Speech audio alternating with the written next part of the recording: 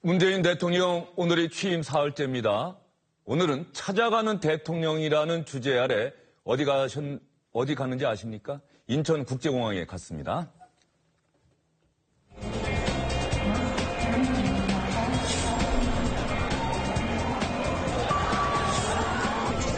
손 한번 잡아보겠습니다. 축하드립니다. 예, 고맙습니다. 예, 반갑습니다. 오늘 이 대통령 취임하고 첫 외부 행사인데 여기 우리 인천공항 공사를 방문하게 되었습니다. 목소리가 충분히 반영되는 방식으로 그런 노력을 우리 대통령께서 의지가 갖고 계시니까 장관님들과 여기 계신 정부부처 그다음 공항 사장님 모든 분들이 우리나라 노동자들 상당수가 이렇게 비정규직으로 아주 고용 불안 그리고 또 열악한 노동 환경에 처해 있습니다. 이제는 그렇게 정규직으로 전환되는 것이 오히려 회사 경영에 도움이 된다라는 것을 조금 실적으로 보여주셔야만 다른 공공부문 그리고 또 민간 기업들까지도 비정규직을 정규직으로 전환하는 대열에 동참할 수 있지 않을까 그렇게 생각합니다. 그렇게 해주시겠습니까? 네. 자신 있습니까? 네. 예.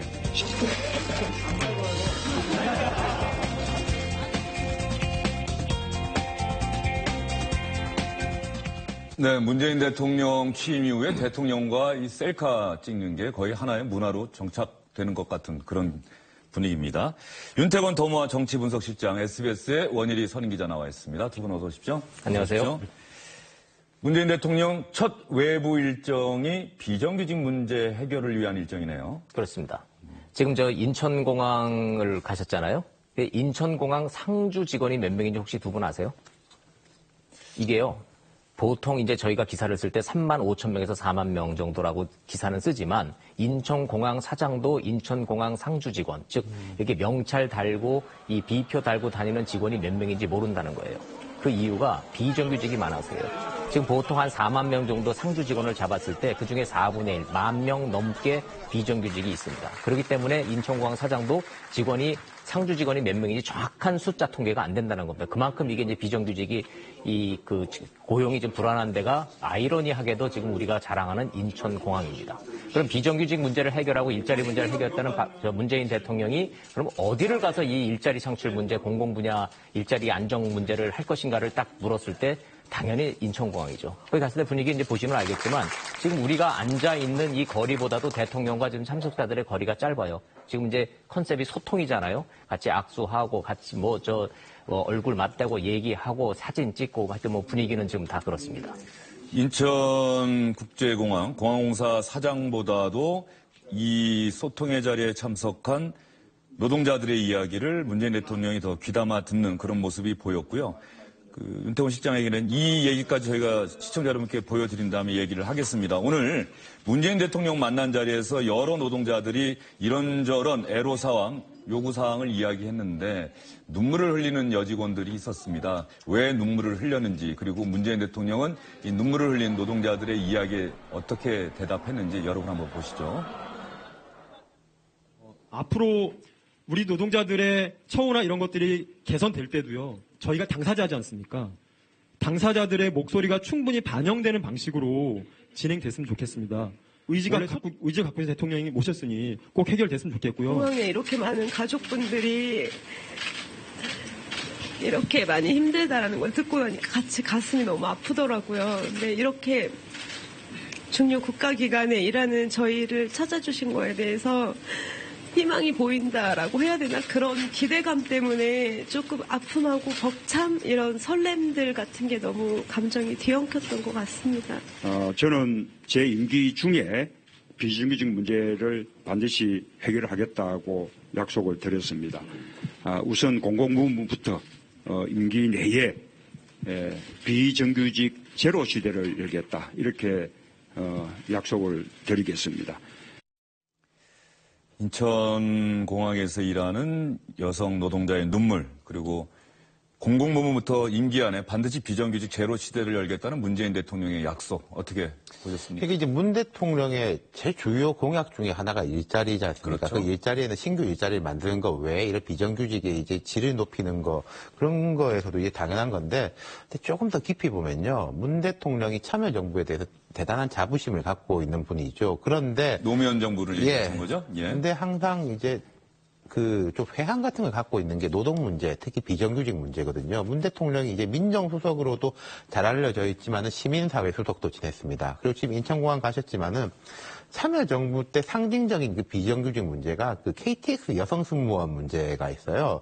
처음에 그 사람들이 다 정규직으로 알고 들어왔는데 알고 보니까 비정규직이더라. 얼마 전까지 이게 재판이 이어져가지고 이분들이 대법원에 승소했다가 다시 뭐 패소해가지고 돈을 토해내고 이런 문제가 있는데 이 부분에 대해서는 문 대통령이 되게 뼈아프게 생각하는 부분일 거기 때문에 모르겠습니다. 물론 이게 대통령의 의지만으로 해결될 문제냐 그거는 저는 아니라고 생각합니다만은 누구보다도 공공부문 비정규직에 대해 가지고는 많은 생각과 또 공부가 돼 있다고 생각합니다. 예. 비정규직 부문과 일자리 창출에 대해서는 문재인 대통령이 공부가 많이 돼 있을 것이다. 그렇죠. 그런데 사실은 비정규직 제로 시대 공공부문으로 제한을 걸긴 했지만 사실 이게 그렇게 또 쉬운 일은 아니지 않습니까? 쉬운 일 아니에요. 지금 그 선거 과정에서 공약이 81만 개 자리를 지금 만들어내고 민간 분야까지 해서 지금 일자리 나누기, 쪼개기로 해서 지금 30만 개 더 합쳐서 그게 다 성사가 되는 라는 전제 아래 지금 추경 예산 10조 지금 돼 있잖아요. 근데 당장 이제 국회에서 추경 예산 10조를 일자리 문제만을 위해서 추경 설정이 이게 가능하냐 이게 라고 하는 게 법으로 가능하냐라 이런 문제부터 좀 있어요. 이거 여야 간에 정말로 대타협이 필요한 건데 이거 여야 간에 이제 협치에 이제 첫 실험되기는 하죠. 그것뿐만이 아니라 그게 만약에 된다 손치더라도 5년간 81만 개 자리를 10조 원의 예산을 들여서 하는 것이 과연 얼마나 양질의 일자리로 될 것이냐.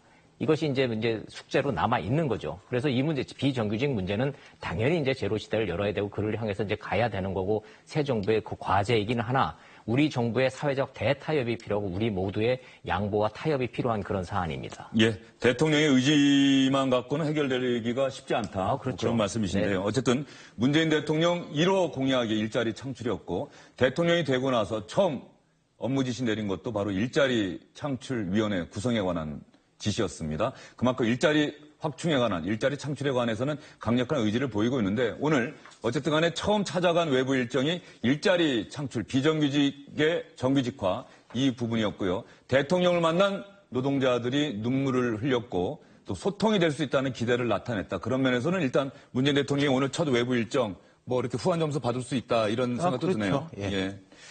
다음 문재인 대통령의 취임 사흘째와 관련한 자세한 이야기는 잠시 뒤에 다시 한번 전해드리고요. 오늘은 또 한 명의 뉴스의 인물 있지 않았습니까? 대선 기간에 홍준표 전 자유한국당 대통령 후보 오늘 잠시 아들이 있는 미국을 방문하겠다고 인천공항을 통해서 잠시 뒤인 오후 3시에 출국을 하게 됩니다. 인천공항에서 기자들을 만나는데요. 홍준표 전 경남지사가 어떤 얘기했는지 궁금합니다. 원일 기자, 어떤 네. 얘기 오늘 좀 홍준표 지사가 했죠? 일단 이제 오늘 떠나기 전에 다시 시작하자라는 얘기를 많이 했어요. 다시 시작하자. 네, 다시 시작하자. 뭐 여러 가지 얘기했지만 뭐 핵심적인 이게 워딩만 이렇게 좀 정리를 좀 해보면 다시 시작한다. 한 달 뒤에 돌아온다. 돌아오면 강력한 야당으로서 자리매김한다. 이런 거예요. 여러 가지 이제 메시지가 좀 전달돼 있어요. 그 얘기가 어떤 의미를 하는지에 대해서는 이제 이따 윤태곤 실장님이 자세히 분석을 해주시겠지만 어찌 됐든 홍준표 후보는 한 달 정도 자리 비워진 거에 대해서도 원색적으로 얘기를 했잖아요. 그 본인의 뭐 표현만 굳이 직접 원한다면 좌파들이 잔치하는데 한두 달 정도는 자리를 비켜준다는 거예요. 그러나 돌아와서 내가 강력하게 구심점 한다는 거고 또 한 가지 얘기한 거는 민주당과 국민의당의 통합을 전제로 한 그 얘기를 좀 했었죠. 그래서 결국은 향후 전국 구도는 여야가 민주당 대 자유한국당으로 되겠다. 잠시 뒤에 돌아오겠다. 이런 얘기를 했는데요. 3시 비행기니까 뭐 미국 LA로 지금 추정은 되고요. 차남 부부, 그 결혼식에 참석을 못했던 차남 부부가 살고 있는 데가 지금 LA니까 LA에 갔다가 부인하고만 딱 갔어요. 지금 쫓아간 뭐 국회의원들이나 다른 뭐 측근도 지금 없다고 지금 알려져 있고, 홍준표 후보 한 달 뒤에 귀국을 전제로 해서 강력한 대여 투쟁을 지금 예고하고 떠났습니다. 홍준표 지사의 차남 부부 만나러 갔고 부인과 함께 떠나는데 공항에 보니까 현역 자유한국당 의원들의 모습은 보이질 않는 것 같습니다. 홍준표 지사가 지금 한상우 SBS 기자가 질문을 하고 있고 마이크를 들고 있습니다. 뒷모습이 보이는데 홍준표 지사가 어떤 얘기했는지 시청자 여러분 한번 직접 들어보시죠. 좀 그렇습니다. 하여튼 처음에 이게 판을 짜는 거 보니까 우리가 할 역할이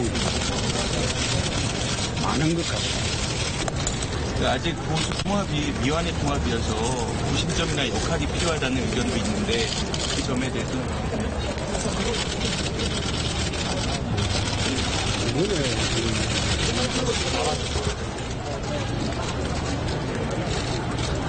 바른정당의 분들이 좀 더 돌아왔으면 좋겠습니다. 거기에 패션 잡화만 빼고 당권 견제가 들어오는 것 같은데. 난 당권 가지고 싸울 생각이 저도 좀 빠져. 친박은 좀 빠져줬으면 합니다. 지금 홍준표 전 자유한국당 후보의 이야기 들어보셨는데 혹시 잘 안 들려서 좀 이해가 안 되신 분들 있을 것 같은데 처음엔 이렇게 얘기한 것 같아요. 현재 문재인 대통령 정부 들어서서 판을 짜는 거 보니 야당인 자유한국당의 역할이 대단히 중요할 것 같다. 그런 얘기 했고요. 그다음에 바른정당 의원들이 많이 자유한국당으로 돌아왔으면 좋겠다. 다만 패권 좌파만 빼고 이런 얘기를 했다고 하는데 여전히 특유의 거침없는 입담은 변함이 없는데요. 윤태원 시장, 홍준표 후보 페이스북에 올린 글 보더라도 마지막에 이렇게 돼 있어요. 이 땅을 떠나 있다가 곧 돌아와서 국민 여러분과 당원 동지 여러분들 곁에 늘 있도록 하겠습니다. 새롭게 시작하겠습니다. 이렇게 얘기를 했거든요. 다시 들어와서 자유한국당 대표하겠다는 얘기입니까? 그러니까 지금 이게 자유한국당 전당대회 일정이 어떻게 잡힐지 여름에는 열리겠죠. 모르겠는데 어쨌든. 그런 생각이 있는 것 같아요. 근데 이 두 가지 정도를 이야기할 수 있는 게 왜 한 달이냐? 지금 우리 앞에도 이야기했지만 지금 이제 문 대통령 인기 좋지 않습니까? 그리고 이제 인사들도 신선하고 이제 대통령 이제 스트럼 없는 모습에 대해서 인기가 좋죠. 허니문 기간 아니겠습니까? 인수위도 없으니까 이어질 거예요. 근데 한 달 정도 지나면은 인사청문회가 이제 시작이 되겠죠. 인사청문회가 시작이 되고 공기업 인사라든지 이런 것도 될 테고 그러면 지금 벌써 약간의 조짐이 보이는데 그 내부의 알력이라든지 낙하산 논란이라든지 슬슬 이제 그런 게 나타날 때면은 본인이 와서 이제 좀 역할이 있을 것이다 이런 건데 이건 어떤 부분에서 저도 좀 그렇게 보긴 합니다. 나는 좀 되게 아쉬운 게 있는 게 이 정권 출범한 지 이제 하루 이틀 3일 이렇게 됐는데 아까 소개 안 해주셨지만 페이스북에 이런 것도 했었어요. 이제 성전이 시작된다. 성전이 시작된다. 자기들 마음대로 안 놔둔다. 내가 싸움에는 천재다. 이 참 국민들 앞에서 별로 좀 하실 말씀이 아닌 것 같아요.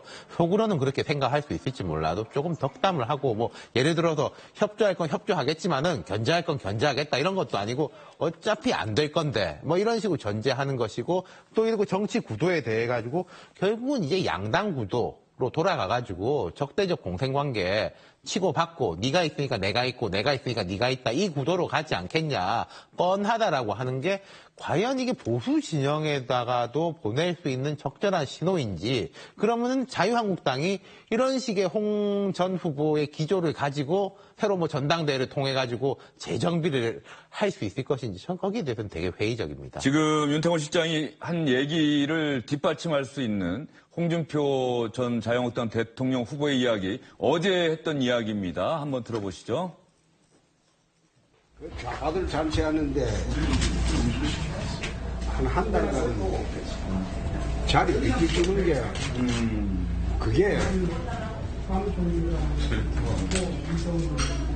그게 안 맞나?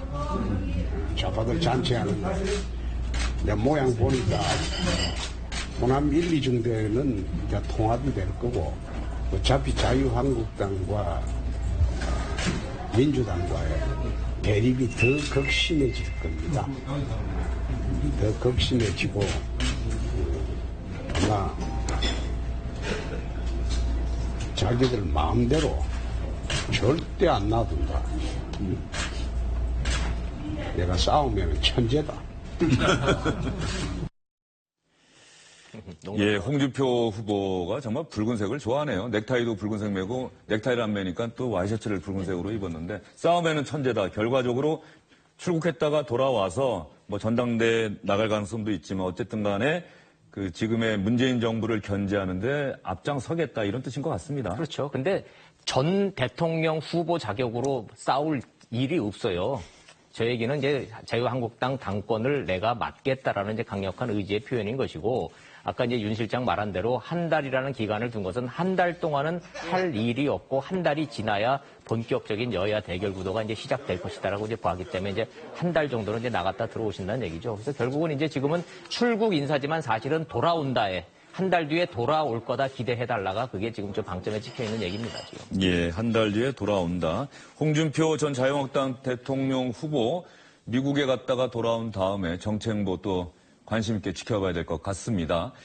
홍준표 전 자유한국당 대통령 후보가 대선 막판에 바른정당 탈당해서 자유한국당으로 오겠다고 선언했던 13명 전원 재입당 허용하자. 그리고 징계를 내렸던 서청원, 윤상현, 최경환 의원에 대한 징계도 당원권 정지 징계도 다 해제하자. 이렇게 얘기를 했는데 좀 문제가 있지 않았습니까? 정우택 원내대표가 반박을 했었는데 오늘 전격적으로 모든 복당 허용하고 징계 해제 다 허용하겠다 이렇게 밝혔습니다. 왜 그랬을까요? 저희 자유한국당은 바른정당으로 이탈했다가 되돌아온 국회의원 13명에 대해 전원 재입당을 승인하기로 조금 전 비공개 비대위에서 결정했습니다. 또한 지난 탄핵 사태 이후 당원권 정지 징계를 받았던 의원 3명에 대해서도 징계 해제를 결정했습니다. 우리 당의 혁신 과정에서 스스로 탈당했다가 복당 신청서를 낸 의원에 대해서도 복당을 허용하기로 하였습니다. 제가 이런 결론을 내린 것은 오로지 당의 대승적 단합과 새 출발, 그리고 제1야당으로서의 책무에 충실하기 위함입니다. 각자 개인적 이견과 불만, 또 섭섭함과 분노마저 있더라도 이제는 과거를 털고 단합해서 제1야당으로서 우리 본연의 책무를 최우선시 해야 한다고 봅니다.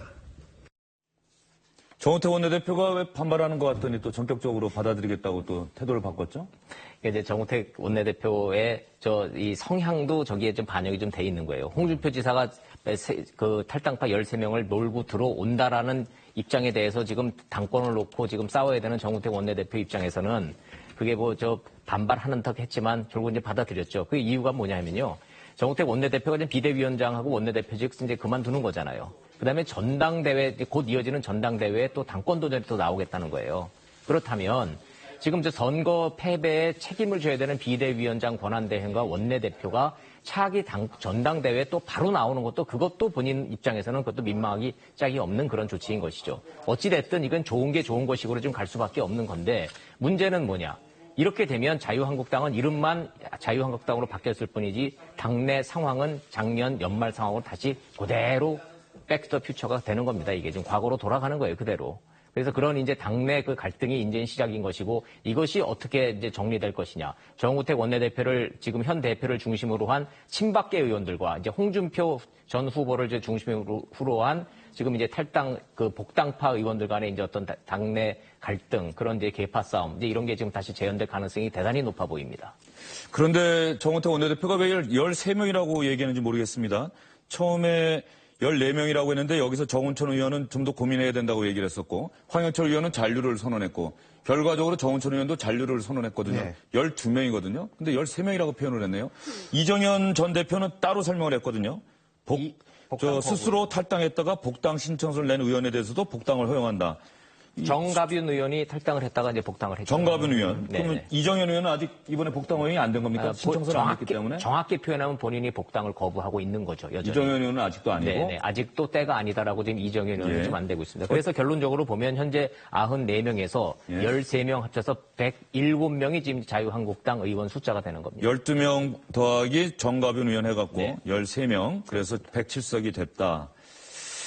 그런데 김진태 의원, 네. 태극기 집회에도 열심히 참석했고, 뭐, 친박 핵심이라고도 할 수 있겠죠. 김진태 의원이 반발 심해요. 반발을 했어요. 네. 복당 승인 물음표입니다. 후보가 한마디 하면 복당 조치되고, 비대위원장 직무대행이 한마디 하면 복당 승인되고, 여기가 무슨 초등학교입니까? 담임 선생님 한마디에 졸졸 따라가고, 즉시 국회의원 및 당협위원장 연석회의 개최를 요구합니다.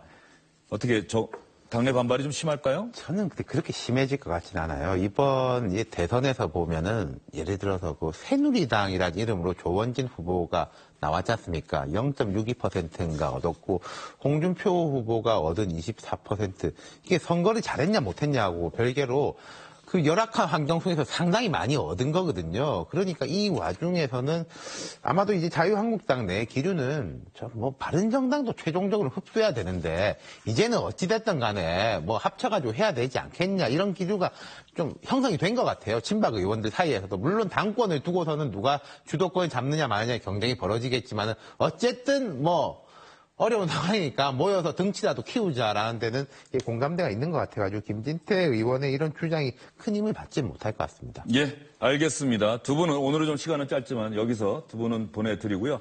임종석 대통령 비서실장이 어제 국회를 찾아서 여당과 야당 원내대표들 만나지 않았습니까? 그 사이에 서로 간에 재미있는 이야기가 있었다 이런 얘기가 있어서 저희가 영상을 다시 한번 정밀하게 검토를 해봤습니다. 지금 임종석 실장 얘기하기 전에 청와대 브리핑룸에서 윤영찬 홍보수석이 기자들 상대로 브리핑을 하고 있네요. 실시간 생중계로 여러분께 한번 들려드리겠습니다. 국민소통수석으로 이름이 바뀌었습니다. 를 해드릴 텐데 지금 못 해드려서 죄송하다는 말씀 드리고요. 오늘 좀 브리핑거리가 여러 가지가 있네요. 먼저 국정기획자문위원회 설치 발표건에 대해서 브리핑을 드리겠습니다. 대통령께서는 오늘 새 정부의 국정 방향과 목표를 수립하는 국정기획자문위원회 설치를 서둘러 줄 것을 지시하셨습니다. 대통령께서는 새 정부는 통상적인 인수위원회 없이 출범하였기 때문에 국민 의견을 충분히 수렴하여 국정 방향과 목표를 수립할 체계가 필요하다고 말씀하시며 국정기획자문위원회를 빠른 시일 내에 구성하여 대선 공약 내용을 바탕으로 국정 방향과 목표를 수립하고 이를 이행할 국정 운영 5개년 계획을 준비해야 한다고 강조하셨습니다. 아울러 대통령께서는 국민들의 정책 제안과 참여를 보장하기 위해 국정기획자문위원회 내에 국민 모두가 인수위원이 될 수 있는 국민인수위원회를 구성할 것을 특별히 지시하셨습니다. 이 지시에 따라 국민인수위원회는 온오프라인 소통 창구를 개설하여 활동하며 그 결과를 국민들께 보고하고 국민들과 직접 소통하고 토론할 계획입니다. 이와 같은 대통령님의 지시를 이행하기 위해 국정기획자문위원회의 구성 방안과 세부 내용을 즉각 마련할 계획이며 빠른 시일 내에 구체적 내용을 밝힐 예정입니다. 두 번째는 국정교과서 정상화 및 5.18 기점식 니물리안 행진곡 재창 업무 지시 부분에 대해서 말씀드리겠습니다. 대통령께서는 취임 3일째인 12일 국정교과서 정상화 제37주년 5.18 기점식에서 니물리안 행진곡 재창 업무 지시에 서명하셨습니다. 대통령께서는 상식과 정의를 바로 세우는 차원에서 역사교육 정상화를 위한 국정역사교과서 폐지를 지시하셨습니다. 국정역사교과서는 구시대적인 획일적 역사교육과 국민을 분열시키는 편가르기 교육의 장으로 교육의 상징으로 이를 폐지하는 것은 더 이상 역사 교육의 정치적 논리에 의해 이용되지 않아야 한다는 대통령의 확고한 의지를 보인 것입니다. 이를 위해 교육부는 2018년부터 적용 예정인 국검정 혼용 체제를 검정 체제로의 전환을 즉각 수정 고시할 것을 지시합니다. 아울러 검정교과서 준비에 차질이 없도록 제반 사항을 점검하여 조치할 것을 당부하셨습니다. 이와 함께 문 대통령께서는 제37주년 5.18 기념식의 재창곡으로 님을 위한 행진곡을 지정하여 부르도록 주무부처인 국가보훈처에 지시하셨습니다. 이는 정부 기념일로 지정된 5.18 광주 민주화운동과 그 정신이 더 이상 훼손되어서는 안 된다는 대통령의 강한 의지가 반영된 것입니다. 세 번째 하겠습니다.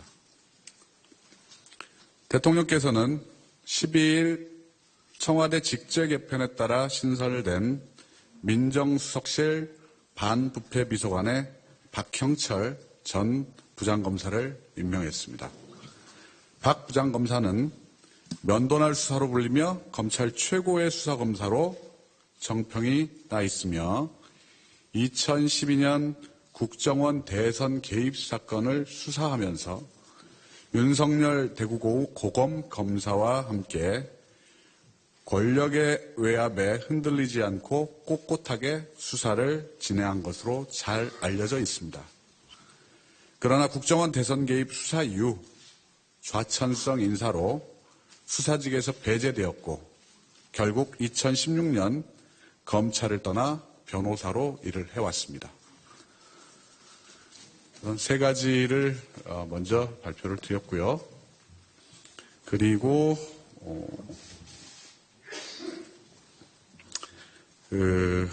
오늘 몇 가지 간단하게 수정하거나 또는 보완해야 될 부분들 좀 말씀드리겠습니다.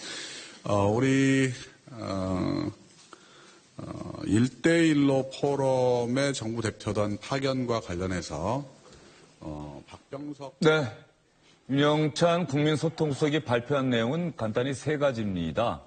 인수위 없이 문재인 정부, 더불어민주당 정부가 출범하지 않았습니까? 인수위를 대체할 국정기획자문위원회를 구성하겠다. 여기에 국민들이 어떤 새로운 정부가 이런 일을 해줬으면 좋겠다는 의견을 받기 위해서 국민인수위원회를 구성하겠다. 이렇게 얘기를 했고요. 또 하나 상당히 중요한 내용입니다. 국정역사교과서 폐지하라고 지시를 했다고 합니다.